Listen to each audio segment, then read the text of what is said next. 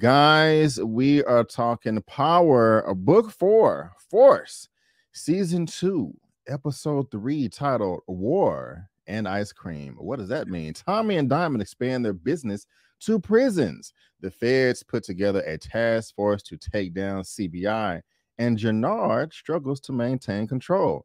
Tommy faces off with Walter and gets closer to avenging Liliana's death.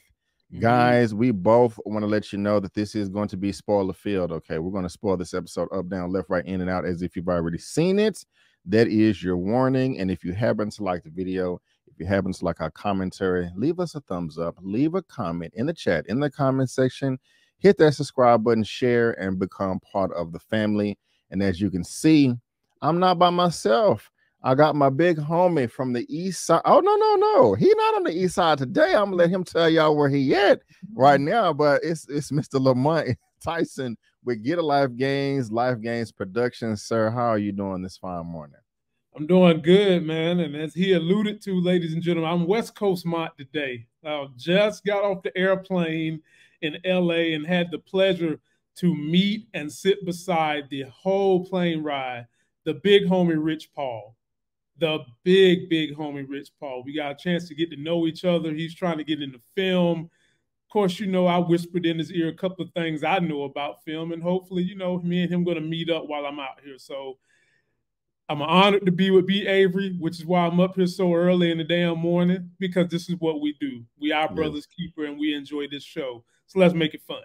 Yes. And again, I said this before we hit the record button. This is pre-recorded, and I just got to let other people know.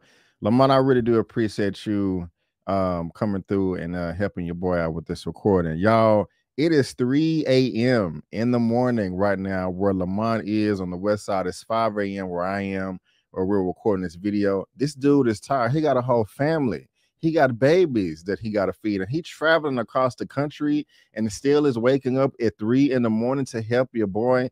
That is just how awesome this man is. And so please, whether you're watching this video on my channel or his, thumbs up, super chat him, cash app him, something, man, just to show his appreciation. I really do appreciate it. So Lamont, thank you, man. You know, love you so much, bro. Thank you. You know, stuff like this is greatly appreciated, man. For sure, bro. Happy to be here. Right back at you. Let's make it happen. And also real quick, you know, I do have on the hoodie. I know it's hot outside. The only reason I have on the hoodie is because literally all of my long sleeve t-shirts are drying right now. I don't put them in the dryer, and I was finna put one on. It's still wet. Also, I got the braids. Y'all can let me know how y'all feel about that. I got my haircut appointment to get the fade and the trim and all that a couple of hours from now. And just real quick, before we get started, I just want to clean your house a little bit. I saw a couple of comments on my video and Lamont's video last time, and some people had a disdain or disgust for our commentary on the way that we were discussing the sex scenes in the Power show. Now, I'm being genuine right now. I'm not trying to sound slick, and I did address one of the comments like, wait a minute, the sex scenes are a part of the show, and we're talking about those scenes just like every other scene in the show. So I don't understand what the pushback was for. I don't think that we got too out of control having fun talking about the women, but if that was offensive to you, you know, please let us know in a more a respectful way, because some of y'all was calling us horn dogs and things like that. But I don't know, we were just trying to have some fun, and you know, you can't please everybody, so I just wanted to kind of just throw that out there and see how everybody else felt about it. But let's go ahead and get into this episode. Lamont, again, I really did enjoy this episode, man. This season so far is light years above season 1. And my guy, did we get an Oscar? No, not an Oscar. Did we get an Emmy award performance from Miss Kate in this episode at the AA meeting? Like, I'm really surprised. And also another character that I'm not too fond of is Walter, but he was making me laugh my ass off in this episode, talking to Tommy like, oh, you think you can throw a wrench in the Claudia's business, but you think you can mess up my shite or my shit? It's just the way he said it with that Irish accent. Bro, I was over her rolling. We still don't have that much dialogue from Polly, but I even like him coming through, oh, this is some bullshit. I don't trust him anyway. But it's so much to talk about. A lot happened in this episode. I really, really did enjoy it. Justice was served to a degree towards the end, even though it was kind of sloppy, you know, talking about Wendell or Little K or whatever you want to describe them. But go ahead and hop in here, man. How did you feel about this episode? Did you like it? Did you hate it? You somewhere in between. How'd you feel, my brother? Oh, loved it, man. Like I said, from first episode of this season, I said this thing is way better than last season. Yeah. And they keep escalating episode to episode. I have to agree with B. Avery, but although I am very biased, I will admit that. Kate Egan has always been one of my favorite characters in the whole Power series. The way she portrays that character. Yeah, I had a chance to get to know the person portraying the character, which just made me like the character even more, because the person portraying her is a big sweetheart. She's a big supporter of our community. She does a lot of things in the community to try to support African Americans and make our voices be heard. Having said that, I really enjoy her portrayal of a mother who's torn, a mother who's trying to figure out what the hell mistakes she made and really don't understand what she done wrong. She knows she done something wrong, but don't know what she did wrong. And her portraying that shit was sad and funny as hell all at the same damn time. But she brought it home full circle when Tommy made her realize something that was so important to him was that damn ice cream. Yeah. In the end, she had the ice cream in the freezer for him. She had to answer the tough question to JP. Did you leave me because I was black? Right. She basically said, yeah. But she didn't come out and say it, but she was like, I didn't know what to do. I was young. And JP stepped up eventually and showed just how great of a character he is by eventually accepting that she didn't know what she was doing, and she still showed him love. All that said, B. Avery, my greatest fears, they're definitely coming true. Kate Egan is dying this season. Oh, no. This is all a setup for death. Oh, no. And it's just a matter of how is she going to die and who's going to pull the trigger. Oh, man. Shout out to Miss Patricia Callenber. Miss P. What's up, Miss P? I love how you put that, man. Well said, Lamont. You know, you gave her flowers. I don't want Kate to die. She's never been a character to me that I love. I never hated Kate. You know, I never just disliked her, had a disdain for her, but she just wasn't someone that got me excited. You know, she wasn't at the top of my list if you were naming my top 5 or 10, you know, favorite Power characters. But she really did come through in this one, man. And like you said, it was sad and funny at the same time because, you know, she had a messed up life herself, you know, and so I have to give her that. And so in some weird shape or form, she kind of did the best thing that she could, you know, given how she was brought up in her environment and stuff like that. And she thinks that she ran a whole marathon, like, I'm going to make amends. I'm going to say I'm sorry and that I wasn't the best mother, and that's going to be it. But no, that was, you know, that was just not the reaction that she got. She's up here yelling at Tommy like, wait a minute, why are you making this so difficult for me? You know, and he's going down the list. Oh, you got a list? Hell yeah, he has a list. You left this man stranded when this boy stranded when he was 6 years old. 6. Can you imagine that, Lamont? I mean, I don't know. I don't want to get in all your personal business, but me personally, man, in 6 years old, I had everything handed to me. I didn't have to want for nothing. I don't know what I would have done if I had to steal food in the 1st grade because I don't know who my daddy is or where he is, and my mom abandoned me, you know. And so, yeah, and she thinks that, like I said, she ran a marathon, but no, it takes much more than just I'm sorry and I wasn't a bad mother, but at least it's something, you know. So I'm kind of riding on the fence here a little bit, you know, but that just goes to show, man, as old as Tommy and JP kind of had the same reaction. As old as these men are, I'm assuming early 40s, you know, you can correct me if I'm wrong, late 30s, I say early, I don't know, late 30s, early 40s. You know, they're grown, but you can still see how that relationship or lack thereof has affected them, and it's still, you know, they still have a chip on their shoulder, you know, because they were all well, especially Tommy. He was busy. Mom, I got shot at. He didn't say that. I got this going on. I got that going on. But as soon as she was like, oh, I have amends, he made time, immediately sat down with a smile on his face and was ready to receive all of that. And again, it just wasn't enough. You know, it just wasn't enough. But at the same time, I do like the attempt right there. And so, you know, if you're going through anything like that, or whether either side you're on, you know, say you're sorry.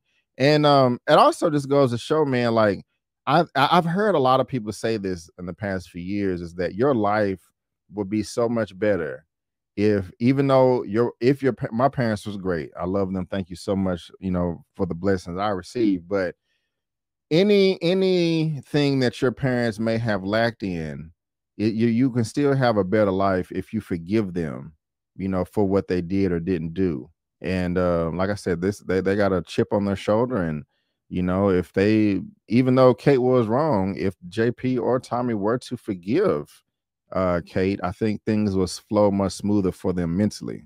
What do you have to say about that? You agree or disagree? I'm kind of the person who's been in their situation, except for my mom didn't withhold food, Right. but our relationship is not that good because of the best way I can put it is just a lack of discernment for what it's like to go through a kid at my age, various different things. And so our relationship has never been all that great as an adult because there was never a bond put in place that sealed me to her. My bond was with my grandmother. And so I can relate to what Tommy and JP are feeling. Only difference is my mom didn't do crack. She didn't per se withhold food. And as I'm watching this unfold with those brothers and the mother, I also was thinking to myself, it takes a whole lot more to be a parent than to just open your legs and spit out a child. Right. Period. So the same scrutiny a woman would put a man through by saying it takes more for you to just donate sperm to be a parent to a child, it takes the same thing more for a mother to be a parent to a child as well. Just because you put a roof over a kid's head, you give them food, doesn't mean you're building a bonding relationship with them that you can have when they become adults. And that's what Kate Egan didn't do for either kid. Right. And I can relate to that because that didn't happen with my relationship with my mom. And I wouldn't say that it's a situation where I per se forgave her, more so that I just moved on. I realized that she wasn't equipped and educated enough to do the things she should have done for me as a child. And I just write it off as that. You know, I don't hold it against her per se. I don't throw it in her face. I just let her know, you know, I am who I am because of the different things I've gone through. And she plays a role in my daughter's life now. So I wouldn't per se say that I've forgiven her for anything. I just don't deal with it. You know, I don't deal with it. I don't badger her about it. I just move on. I'm an adult who's trying to do the best to make the best decisions. And I have a daughter who I'm trying to do that with. And the daughter has been the thing that's brought us together. That's wonderful to hear, man. And thank you for that commentary and sharing a little bit of your personal life. And I would say in a little over 3 years that we've been knowing and working with each other, man, I can tell that, you know, you kind of been through a thing or two. And I'm really proud of you for the man that you are today. I look up to you in a number of ways and have a lot of respect for you. So I think you're doing a great job. I don't know what you say to yourself when you look in the mirror, but it should be 2 thumbs up in my opinion. So I just want to throw it out there real quick. Man. Hell yeah. It should be 2 thumbs up for you too, young brother. I appreciate that. Appreciate that. So Kate Egan is one thing that stood out to both of us in this episode. Lamont, I want to give it to you, man. What was one of the highlights for you? I want to kind of change it up a little bit. What are you salivating at the mouth to get off your chest and express yourself with? Well, you know, I was happy to see my boy Rojas. Yeah. You know, I was happy to see our boy Jay Moore. Please go subscribe to his YouTube channel, ladies and gentlemen. He came back with a vengeance, and he was placed in just the most awkward situation possible. And he does not want to work with Diamond. Diamond is the one that put him in the wheelchair. Yeah. Diamond is now pushing his drugs through his territory. He really wants to eliminate the business, but by the end of the show, due to Diamond's in jailhouse rock girlfriend, the CO, Right. He basically forced J-Mo into a situation where he was going to be in solitary confinement unless he got payment from the drugs that's pushing. And do I think we've heard the end of Rojas? Absolutely not. Oh no. He might take it and act like he's good in the beginning, but ladies and gentlemen, how would you feel if you had to work for a person that put you in a wheelchair forever? Yeah. Meaning you can't have sex. Yeah. You can't feel it when you go to the bathroom. Man. You can't walk. You're always reminded of the viciousness of this person. Yeah. And now you got to accept money from this person. So yeah, this is not the end of Rojas. No way. Shout out to Jay Moore, man. You're doing a hell of a Jay? job, sir. You are doing a hell of a job. Great job. Yeah, man. I like this involvement too, man. He was telling this. I think her name was Karen Sue, or I know Karen Sue. Karen Sue. Yeah, he was like, oh, yeah. He's like, oh, who the F are you? You know what I'm saying? You know, I like some lawyer pussy and all of this stuff. And he don't want to work with Diamond to the fact of where he would pass up $5 keys, Lamont. $5 keys. That is a lick right there, man. He's like, no. And I think I would probably feel the same way if somebody put me in a wheelchair. You know, sometimes pride is a bad thing, but sometimes, man, that's all you got. You know what I'm saying? All you got. I can't necessarily blame him for that right there. I can sympathize. I can't empathize, but I can sympathize with them. Yeah, but that's kind of interesting. I'm really eager to see how that's going to play out. But as we're talking about, man, that's what your boy Diamond is doing right now.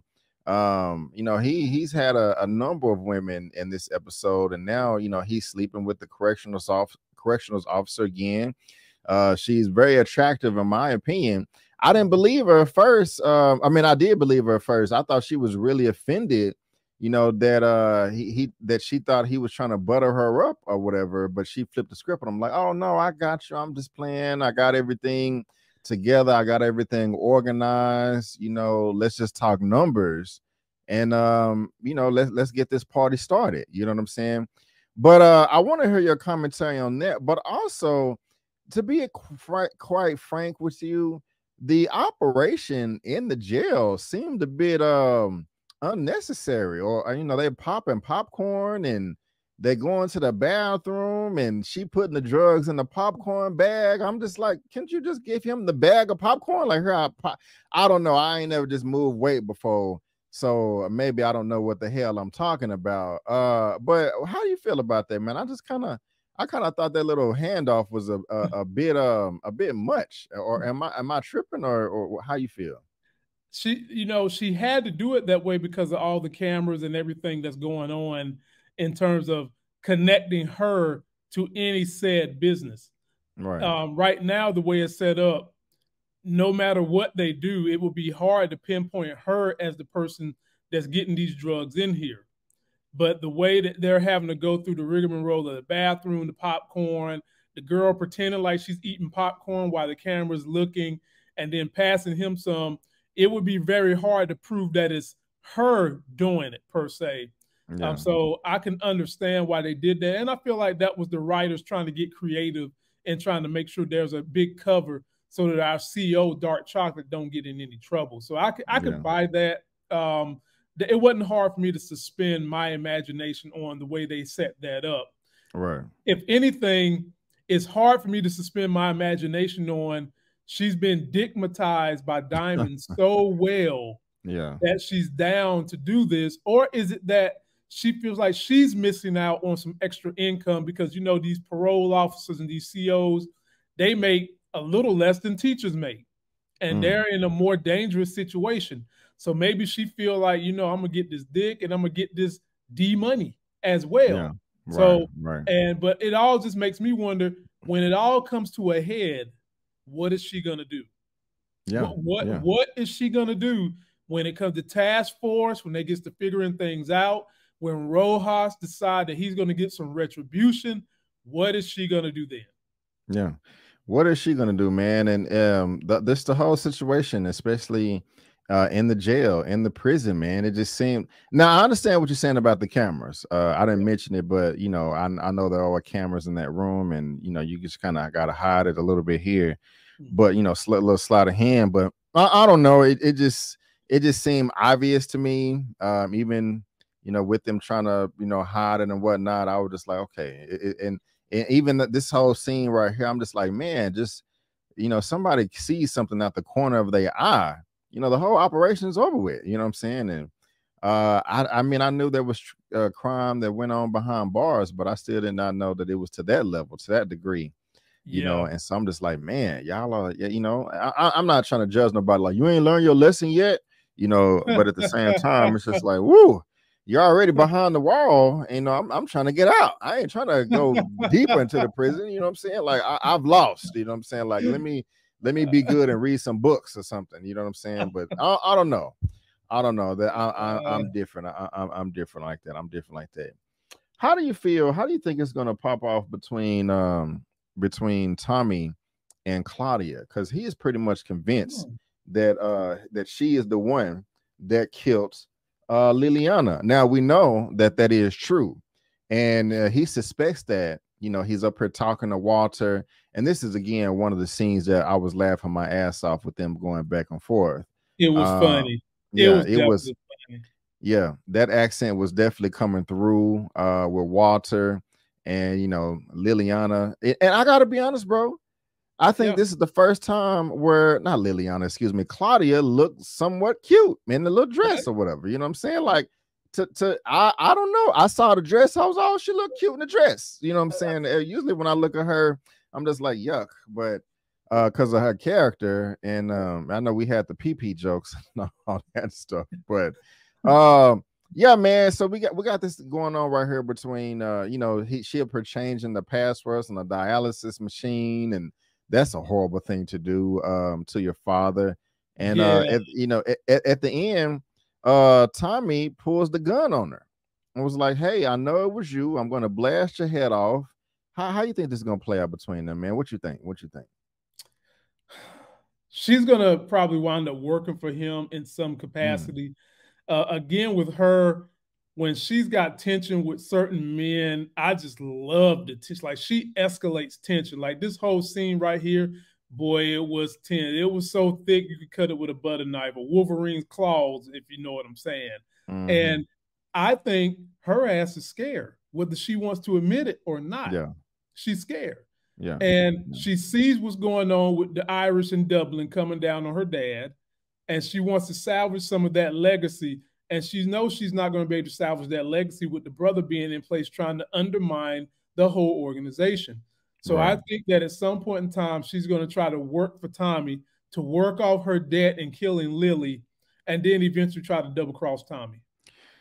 Yeah, that's an interesting take right there. We know that it was Jannard that was trying to work with her as well in one of the last episodes, and she turned that down. So yeah, she turned it down, treason, and she may go over to CBI.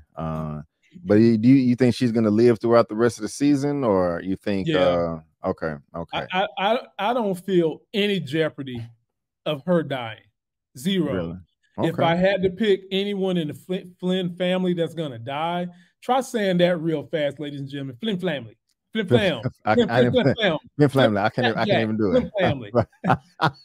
I would say it'd be Vic that's going to die. Vic would be the one out of the Flynn family that I think would die first. So I don't see her being in danger of death at all. Okay. Yeah, we'll see how that plays out. Let us know what you think down below. And shout out to Paulie, man. Let's get him. Let's get Paulie in here, man. Get him some more lines of dialogue, man. Paulie is one of my favorites, man. I really did like him. You know what I'm saying? He's got that chivalrous honor, even though he's been he's going by the code of honor to someone who's an antagonist. Yeah. The fact that he's so loyal, he gives good counsel. Everybody wants that person in their life that they can trust and go to, that they know is going to have their back, that they know is going to give them good counsel, whether it's what they want to hear or not. And so it's easy for us, me and B anyway, to relate to a cat like Paulie because he is that one person that really has your back regardless of what's going on. Yeah, yeah. I mean, I like him. You know, he can be rowdy when he needs to, but also during this scene, he was just also like, okay, let's take it down a notch. Let's not beef in front of everybody. You know, if y'all even if you hate each other, you're still family. You got to represent. Walter kind of gave him the hand, like I got this. You know what I'm saying? So yeah, shout out to Paulie. I like him. He, you know, he does have a code of honor. He just working for the wrong side, in my opinion. You know. But since we're talking about fleeing and the drugs and all that, I will say that one thing that was disappointing to me was the way that they took out Dublin, or the Irish guy, because he claimed that their carrier got interrupted. And Vic, well, actually, Walter is not the one that wanted to go through with that. It was Vic being impulsive and, you know, executed him. I did not expect that at all. You know, seeing how it appeared that Walter was afraid as well during one of the previous episodes, like, man, if we don't get this together, they're going to take my head off. And then they just, you know, Vic just disposed of him so easily. I was kind of disappointed with that. I wanted, it was kind of anticlimactic to me. Or how do you feel? You agree or disagree? No, I understand why they did it to Vic, because you got to think of the events here. So Vic is trying to clearly undermine his father. He wants to take his father down because Vic is chocolamatized. Ladies and gentlemen, boys and girls, my Anglo-Saxons, brothers out there, when you get you a taste of that chocolate meat, and then you can't have it no more. And you've seen in this episode when Homeboy was trying to call black folks on the South Side monkeys and all that. Right. You've seen how Vic jumped in there, okay? Yeah, yeah. These black sisters can change racists into straight-laced dudes who understand the struggle. And that's what's going on with Vic. And he is so hell-bent on revenge, he wants to undermine his daddy. Part of undermining his daddy is he set up a situation where the courier with the drugs got arrested. So what did he do? Vic did two things. You know what? Yeah. I didn't mean to cut you off. I meant to take a note, because I did not understand that part, but it makes sense now. That's what okay. Yeah. I feel rip me up in the comments if you want to, because some of y'all be like, oh, you're not paying attention, Brandon. Get it together. Thank you, Lamont. Go ahead with your go ahead. I'm sorry. Go ahead. Oh, you good. You good. So Vic did two things. Number one, those bad drugs will never touch the South Side because the police got them now. So that's one way he saved black culture, thanks to Glow. Glow and those glowful panty draws, those black sister panty draws, kept some people from dying on the South Side. That's one thing. Number two, he also undermined his daddy so bad that the dad just lost money that he needs to pay Dublin.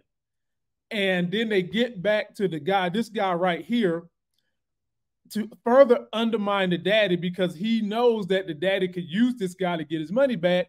He shoots him on purpose because he's trying to send a message to the daddy. He's trying to send a message to the daddy that, look, we so strong, we don't need his help.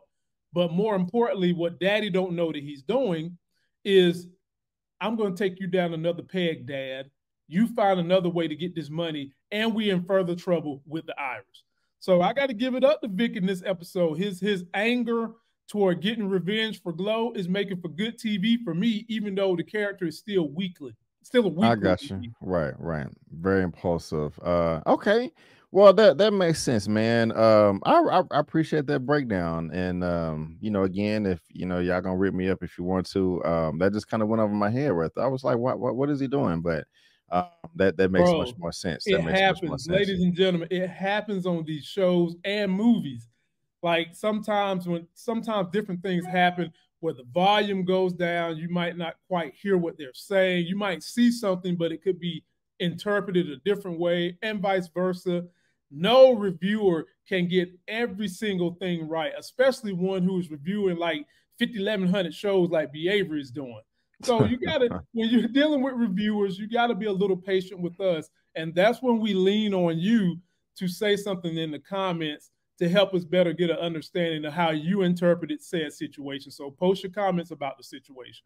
Yeah, appreciate that, man. I sure do appreciate that. I sure do appreciate that, because, you know, some people get a high off this, he made a mistake and I can call him out and in front of everybody, you know. Yeah. But and that never bothers me because them people's TV ideology typically doesn't go any further than Tyler Perry stuff. And let's just keep it real. I won't say all that, but let's just keep it real. They need to expand their horizons a little bit. So when someone says, and it might not be true, but when someone says these attack-based comments toward me, I just think that whether it's true or not, just so I don't waste the time and going back and forth with them. Right on. Now let's talk about this real quick. You know, the very beginning of the episode where Tommy is flipping out, you know, because he got shot at, and unfortunately the little girl died. And so I love the continuity from the end of the first episode. I mean, the end of the last episode, episode 2, to the beginning of this one right here. And also, one thing I'm really liking about Diamond and Tommy's relationship is they're never on the same page. I mean, they want the same thing, but they're always bumping heads. At one point, excuse me, Diamond's like, hey, man, we need to slow down. Tommy's like, we need to speed up because of this. And they seem to always get the job done. And also, I like the fact that Tommy showed up on Jannard's doorstep like this and called him out. And was just like, oh, I can read between the lines. You don't even have control over your own people, man. How are you the leader? You know, I liked all that right there and how they're going after Wendell and Kay. How do you feel about all that? You know, the beginning of the episode, and what do you think is going? Or no, actually, I'm gonna wait till I ask you that. But you know, how you feel about the beginning and Tommy approaching Jannard like this in their conversation? Like I said, if stressed as fuck was a human, it'd be Jannard. Yeah, he's got everybody coming down on him, and if you just look at the conversation between him and Tommy, dude is scared as hell of Tommy. Like, he don't want to admit it, but the acting he portrayed lets you know that he's a little timid of Tommy. And that part when Tommy said, "If I have to come get little K, then that also means I'm gonna have to come get you too." Yeah, Jannard was shook as hell. You know, I would have loved to have seen how that scene went down. The Shanti was there at his side to talk some shit to Tommy, because Tommy talking junk and going back and forth with women is very hilarious to me. It's very entertaining, and that's what it's going to come down to, because it seems to me like more and more Shanti is running Jannard's business than he is. She's making the cogent decisions, telling him what are the right choices to make, because he's just out of control. He's out of wits, to the point where, my man, there's a reason why we call him Junkie Jannard last season. He's so stressed, my man, that he's reverting back to drugs as an escape, similar to what Vic has done with alcohol. And I do agree that the scene opening up with Tommy and Diamond kind of giving pushback to Tommy's behavior, I love it. I love it. But it also goes to show you that Tommy is basically calling his own punches. Like, Diamond ain't going to step and stop him because they're making so much money. Plus, he realizes just how dangerous Tommy is. Tommy has not that much to lose, but I think that this season, when Kay Egan dies, we're going to really see how much more Tommy had to lose. Because as of right now, the only thing he's lost is Kay Egan. I mean, excuse me, Liliana. When they lose the mother, we might really see Tommy go crazy. So I've enjoyed the dynamic with Tommy and the CBI brothers. Pull out the notebook, Lamont. Pull out the notebook. Let's take some notes here. This saying my LA notebook, ladies and gentlemen. LA notebook. LA notebook. So Kate is dying. What episode is Kate dying in this season? Oh, I said it last week. She's gonna die episode 9. Episode 9. Okay. Episode 9. And I believe that episode 8, she might relapse back into drugs because things have gotten so stressful. And then episode 9, somebody gonna take her out. Okay, you can put down for me that she's gonna make it. She's gonna live through the episode. I mean, through the season. Okay, so go ahead and mark that down next to B. Avery right there. You guys pull out your notebooks in the comment section. We want to hear it. Now. Also, we was talking about you know, you made a comment talking about Tommy and the way that he engages with the women. And she was not in this episode, but she was texting Tommy back and forth a little bit. He was saying, hey, you know, what's up with the ride, you know, the driving lessons and all this stuff. And at first she left him on red. He had a little typo. You said that they was going to hook up. I think you said episode 4. Is that correct? That's it. Episode 4. And what did I say? 6 or 7? Yeah, you said 7. 7. Okay. So you still think it's gonna pop off next episode between them? Look, she wasn't it. It's next. Look, B. It's next episode. Check this out. When she in the previous episode when she sold him up and they was flirting, she flirted back.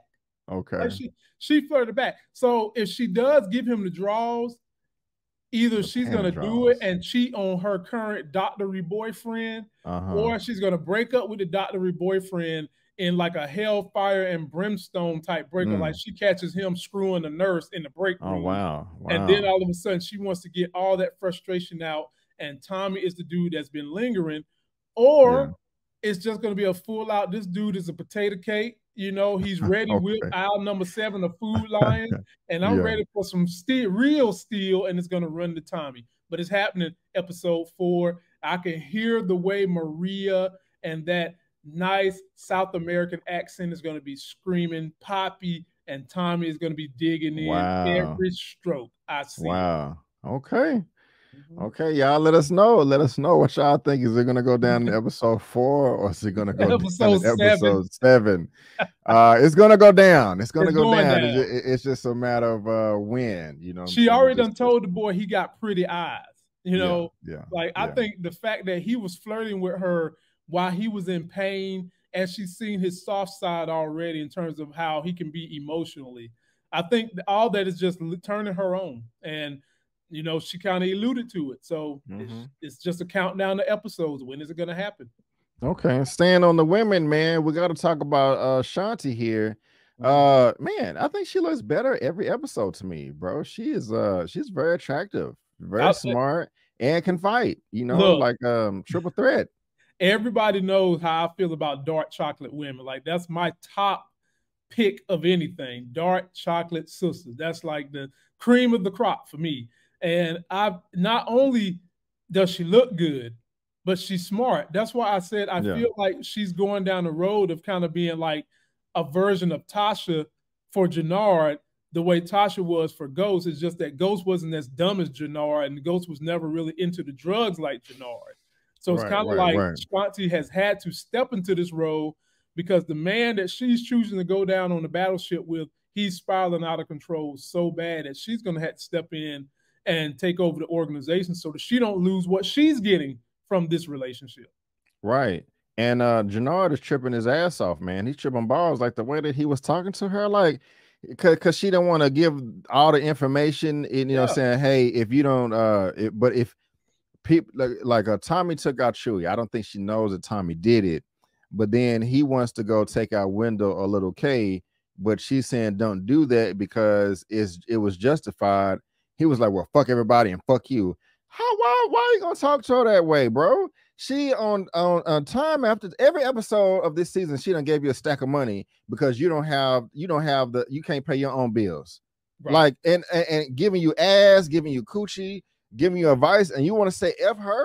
What is wrong with you? You are a moron. I was so mad at Jannard for talking to her that way. Like, you are a dumbass. Like, bro, like, she is on your team. She is a rider.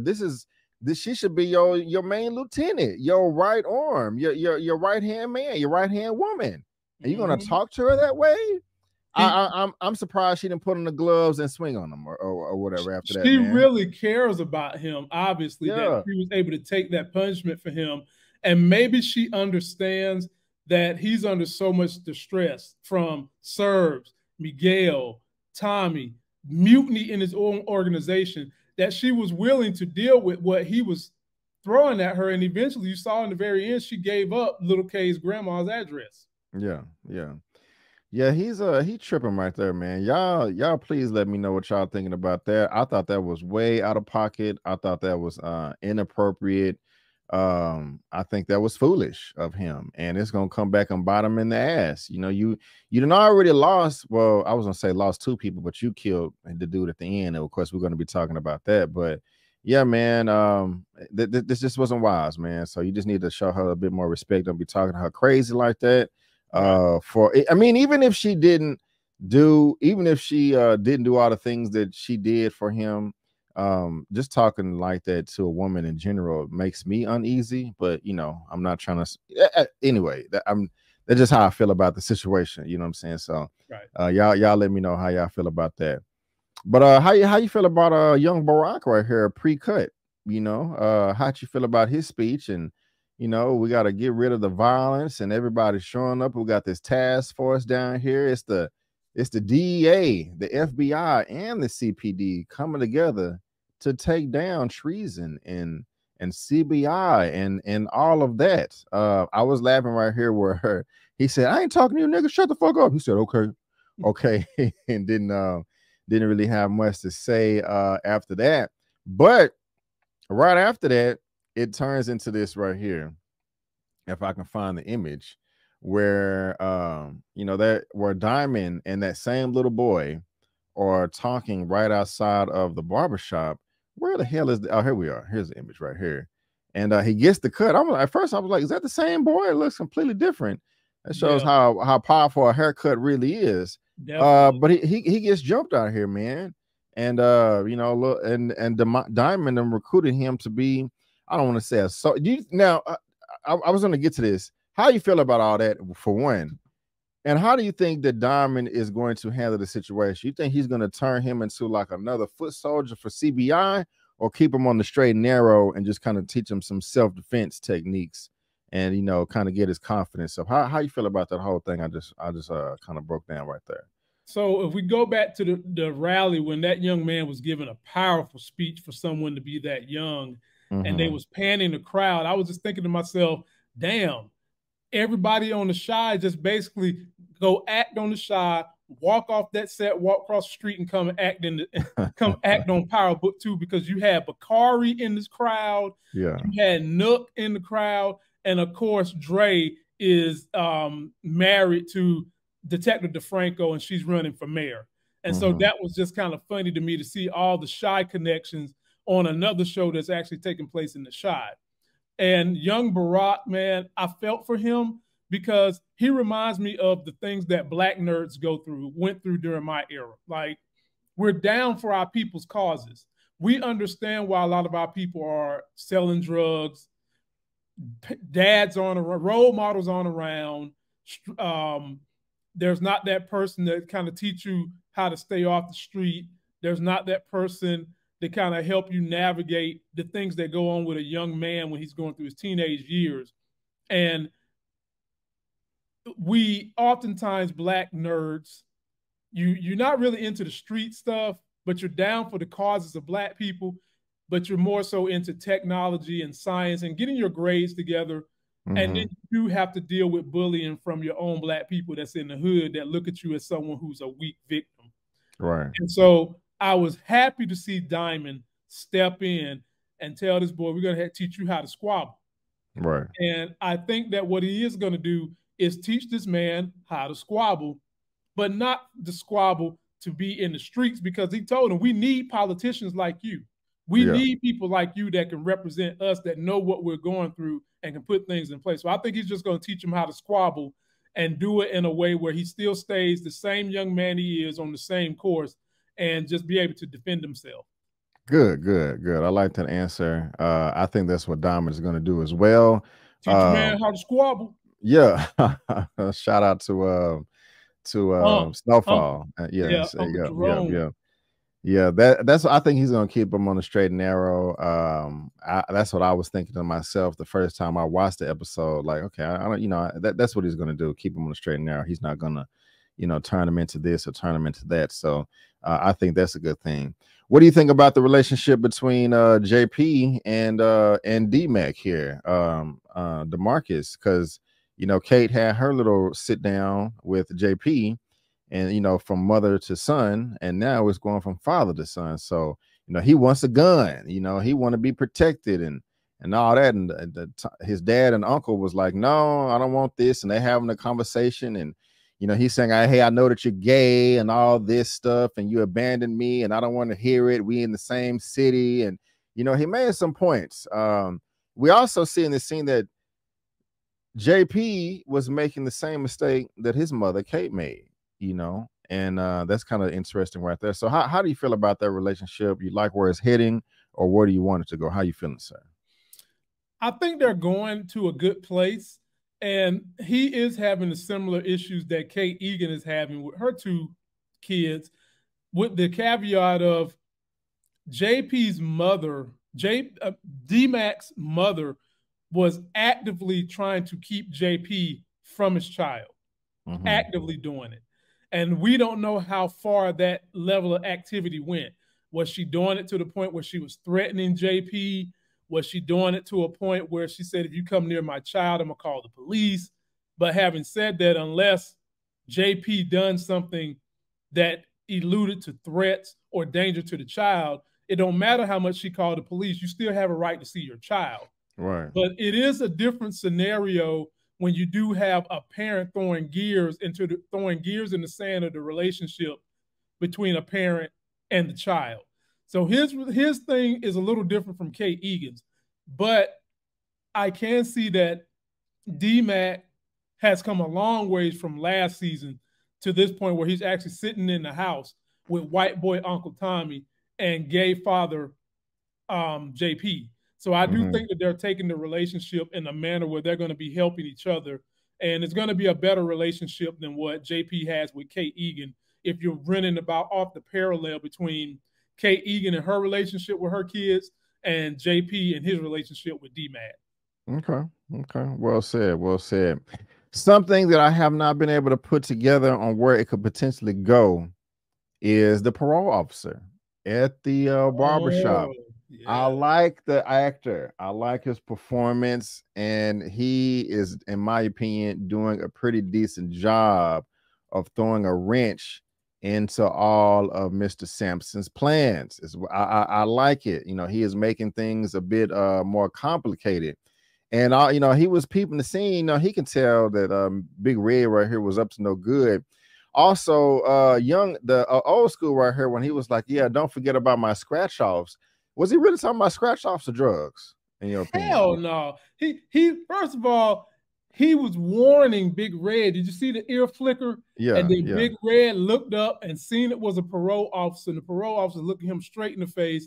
So old school got to do a better job of trying to disguise his communication, because the parole officer sitting there looking at all that shit. Then the other thing is, how is the parole officer running up in here getting free damn haircuts? Nigga, you don't get a free haircut just because you my parole officer, and then you telling me I got to open my shop up on Sundays to give free cuts to the community, as if I've got to do more things to keep you off my back when I'm already doing everything right in the first place. So, my opinion of this parole officer, there's something afoot about this parole officer. The way he's dressed like he's stressed in his own personal life. Tie ain't never tied up. Collar's always open. I've seen him sweating a lot. There's more to this parole officer that meets the eye, and I wonder how will it manifest, and how will Diamond either be able to use that as leverage against him or use him in the CBI organization. Ladies and gentlemen, B. Avery has disappeared, and now you're left into the good hands of Life Gains Lamont until B. Avery comes back. Now, by the way, be sure to comment, share, and you can leave a super chat in the comments for B. Avery, because this man puts out great work. He works his butt off. He is constantly working to try to bring you guys entertainment in a varied type of perspective, from power to the geek comments. To the geek content, superhero content, movie reviews. He does it all. Check him out. And then after you get done dealing with him, come hit your boy or come hit me up. Give me a little something. But as we talk about this parole officer, what do you guys think is his deal? Do you think he's a legit, outstanding citizen and parole officer? I don't. There's something going on in his personal life that is going to lead to a whole lot of issues down the road. I just don't know what it is.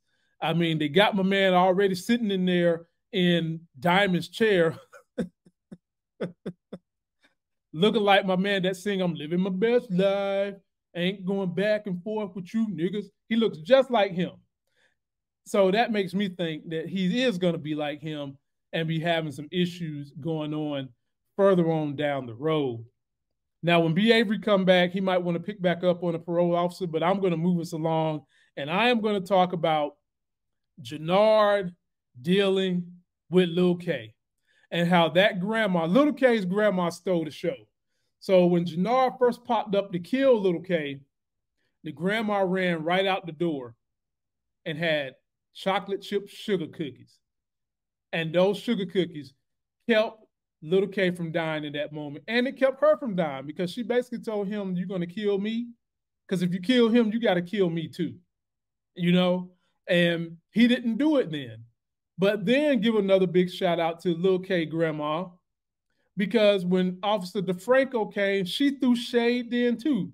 Now, obviously, she knows he's in the drug game. I don't know if she knows to the degree that he's killing people. But you got to give a big shout out to Big Mama. Big Mama held that shit down, okay? Her Wakanda Forever haircut. She held it down. She was in there planting her tomatoes, doing the tomatoes, and she covered for Lil K when DeFranco came. But ladies and gentlemen, the sexiest voice in all the internet has returned. It's the big homie B. Avery. I'm sorry about that, man. My internet had a glitch in my power supply, and I had to turn on my Wi-Fi. So that's what I'm working on right now. I apologize about that. Sorry, guys. Were you still talking the whole time or no? Whole time. I ran the show for you. I was a Band-Aid. I appreciate it, man. I appreciate it. Thank you. Thank you. I didn't even get, last thing I heard was the parole officer. When you was talking about the parole officer, I didn't even get your commentary there, man. So sum that up real quick again, what you were saying, so I can catch back up. my bad. Just give me 10 seconds of what you were saying about the because it was funny. You was making a joke. Yeah, I was laughing.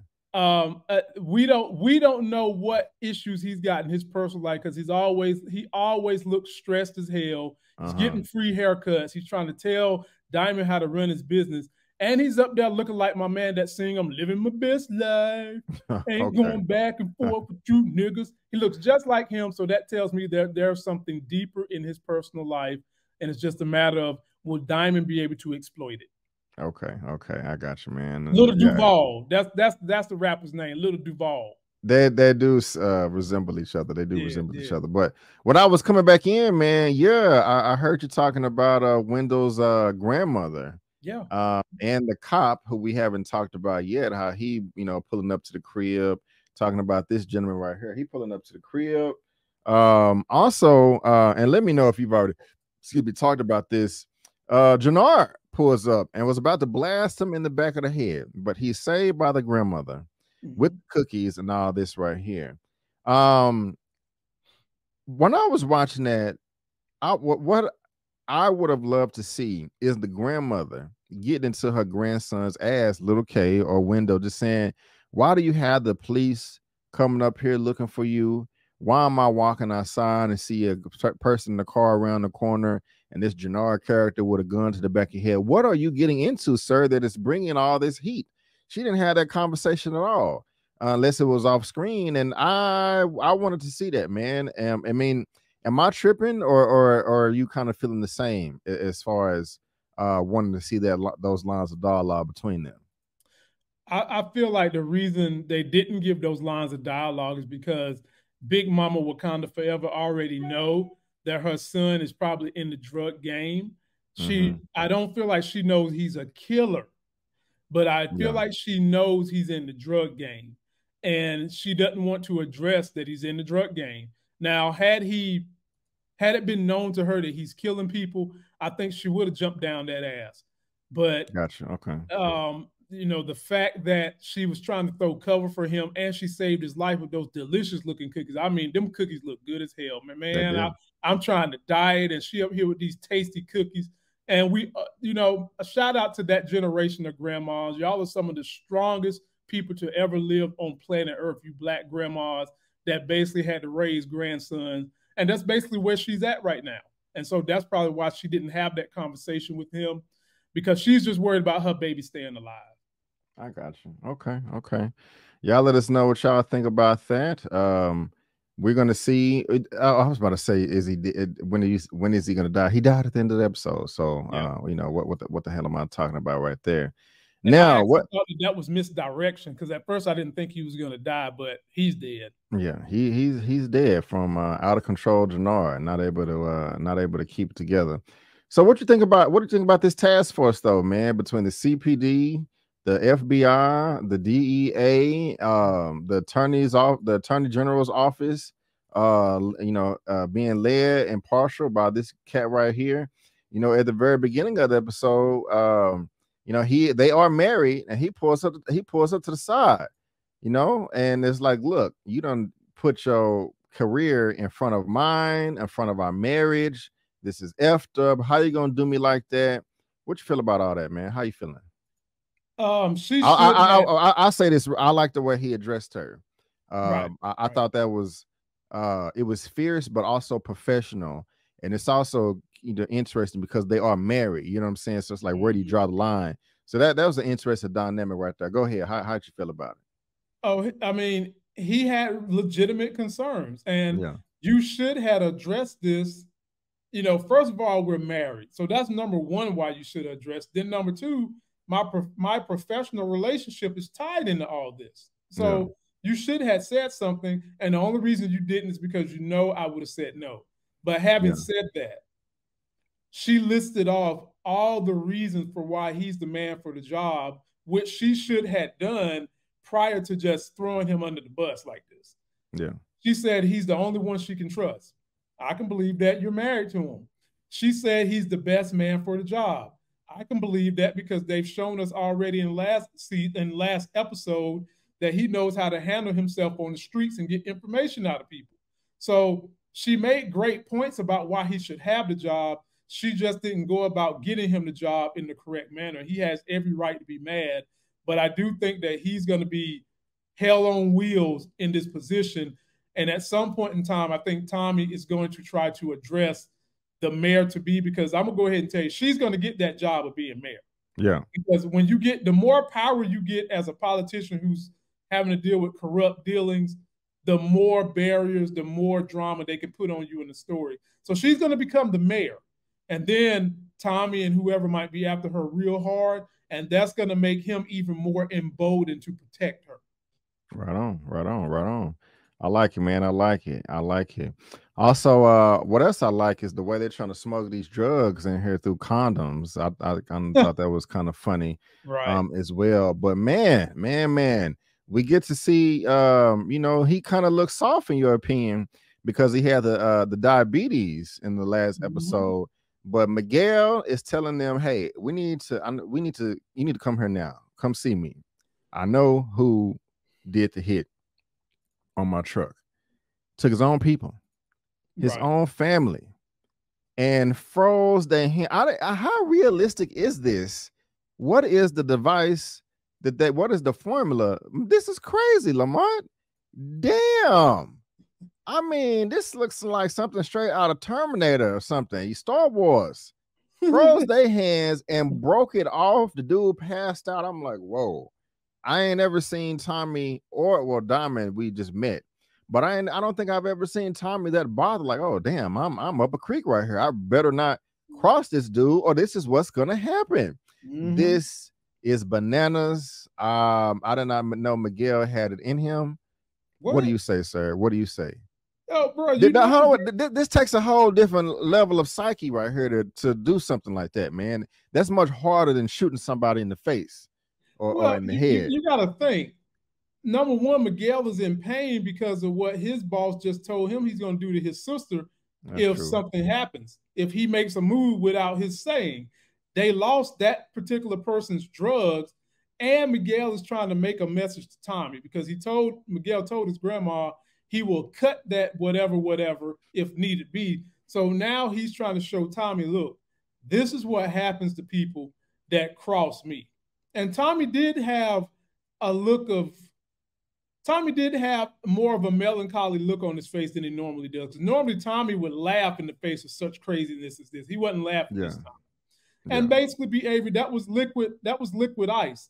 The stuff that we use at science fair projects that you bring, and the temperature is like minus 290, whatever it is, and you stick your finger in there, it do freeze instantly. You done. I was about to, so liquid nitrogen. Okay. Yeah. It does it that quick. I mean, that quick. Okay. That, like, when you carry the vase, whatever vat you put it in, you have to carry that with like special gloves. Right. So imagine just sticking your hands in there. Okay. And now I don't know if it be frozen to the point where your skin would literally come off the way they did in the show. I think that's TV magic, but you would lose those limbs just by sticking your hand in there.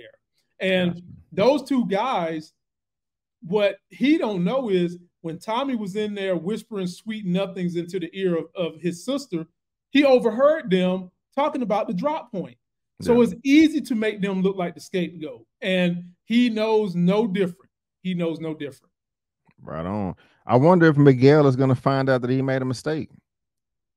And, you know, if he sees the product on the street, he's going to figure out he made a mistake. But he still might be under the assumption that it was all the Serbs, that these guys was trying to double deal with the Serbs. Yeah, because he said that for a higher price. So right, Miguel is he's ruthless, man. He don't give a damn. He don't give a damn. He does not give a damn.